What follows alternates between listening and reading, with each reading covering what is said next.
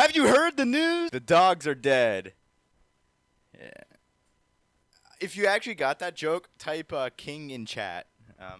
If you know, you know. Have you heard the news? Test Drive Unlimited 3 has allegedly, again, we have to use allegedly, been leaked on Reddit. Now, when's the last time a Test Drive Unlimited game came out? If you didn't know, it was 2011.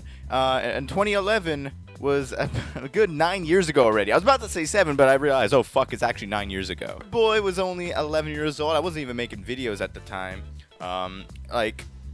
2011 was a long time ago, and the last Test Drive Unlimited game, it was kind of like The Crew in a sense that it wasn't a necessarily great game, but it definitely affected a lot of people, and for a lot of people, it's their favorite game of that generation. So word of a third Test Drive Unlimited game coming out is really going to hype a lot of people up. Now, unfortunately, Eden Studios, a lot of the people who made the first Test Drive Unlimited game are over at Ivory Tower, ruining our hopes and dreams of a good Crew game.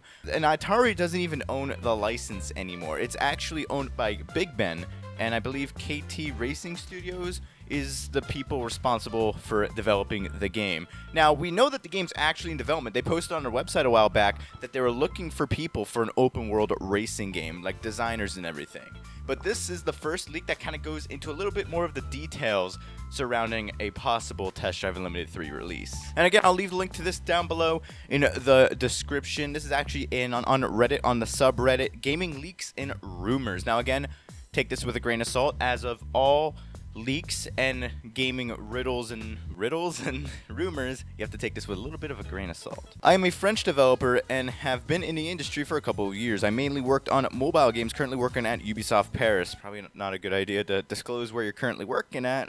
People are gonna find you. It's information from friends that I have at different studios who claim they know things about the French side of game development. Now, if you don't know, the KT Gaming Studios, whatever they're called, the people developing the third Test Drive Unlimited game, allegedly, are French. So keep that in mind. It's going to be published by Big Ben Games and developed by KT Racing. Now, again, KT Racing is responsible for the WRC series and the FIA truck racing game, both of which I heard are pretty good.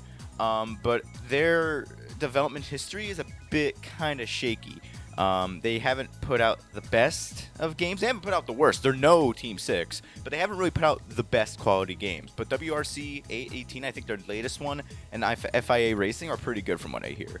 I've never played them, so I wouldn't know, but I hear they're really good. Now, here's a big thing. Just like Test Drive Unlimited 1 and Test Drive Unlimited 2, Test Drive Unlimited 3 will feature another exotic map, this time in South America. Now, he doesn't say where in South America. He can only speculate that it's a big map. They say here that it's actually bigger than the Cruise map, but so with that regards in mind, this guy suggests that this map is in Brazil. Now, Brazil is not really what comes to mind when I think of driving paradises. No offense to anyone in Brazil, but Brazil isn't really the first country I'd think of, but even in South America. I was originally thinking an island, but if the map's bigger than the Cruise, then it's probably on the mainland. Again, take this all with a grain of salt. There will be around 90 cars at launch, but I think that number has dropped down due to some licensing issues. Test Drive Unlimited 3 will feature old sports cars, modern sports cars, electrics, hybrids, and more. Now, the electrics and hybrids are pretty cool. That leads me to believe Tesla. That's Tesla sports car that's actually floating around in space, like that actual model car, the Roadster, I believe. That would be an awesome car to see. But other than that, just kind of your standard Test Drive Unlimited affair. You're not really going to find too many imports or anything like that. Test Drive Unlimited was never really about that. It was more about the exotic side of cars, the sports cars, the classic cars.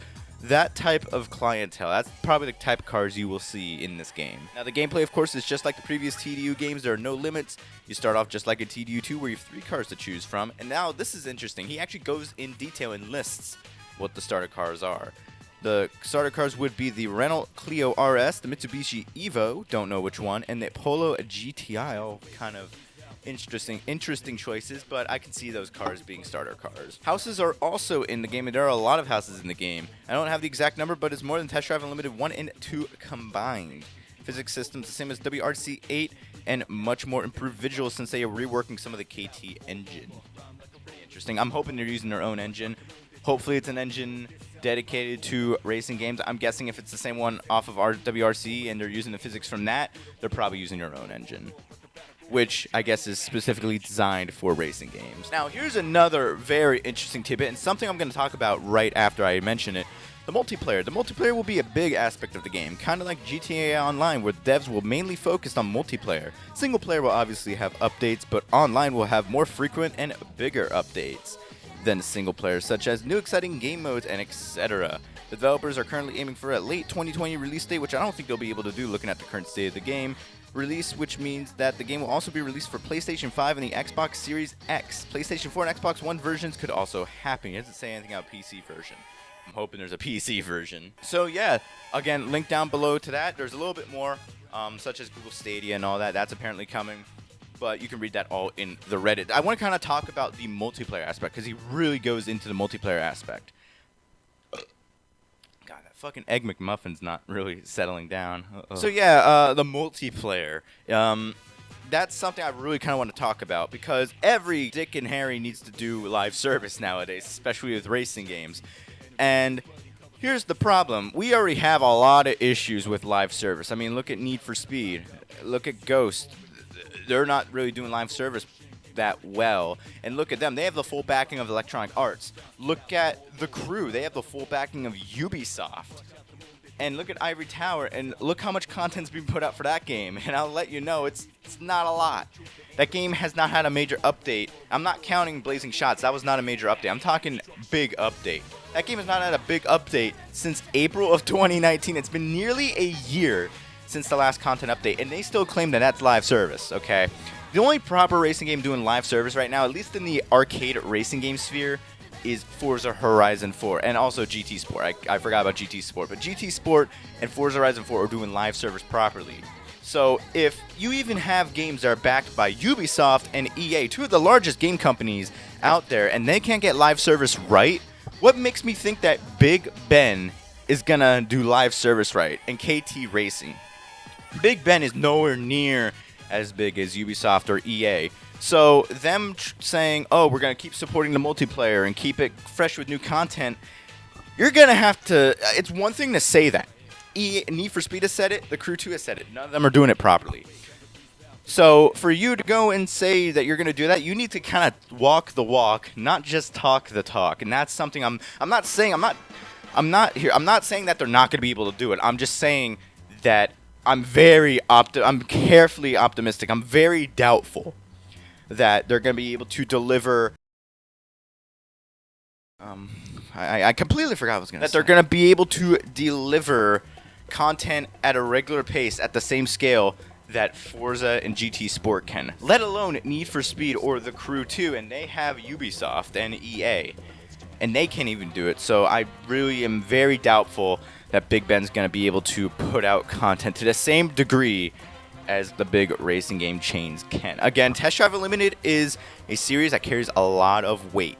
There's a lot of people who love it, and a lot of people are going to buy it. So maybe if they see a lot of support from the community, a lot of people paying for the game and buying it on launch and paying the full price for it, maybe then they might be able to pump out some content for it with the income they've made off the game. But again, I'm very doubtful. Again, this is coming from Big Ben. It's coming from a publisher and a dev that have a bit of a rocky track record. Not saying that the game's going to be bad.